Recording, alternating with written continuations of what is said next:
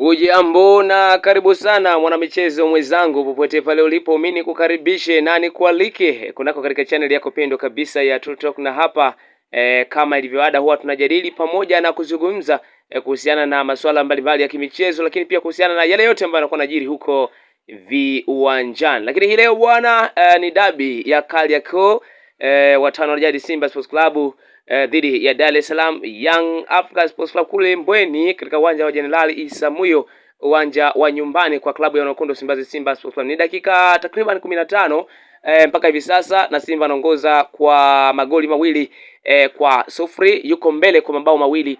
Ni mechi kubwa kweli hii ambayo nafikiri itaamua pia ni nani ataenda kutoa alama tatu muhimu mara baada ya dakika 90 za mwamuzi kuweza kumalizika. Ni dakika takriban ya 15 tu, mabao mawili yamekwisha kufungwa kwa upande wa klabu ya wanakundu Simbazi Simba Sports Club. Kwa hiyo wako mbele kwa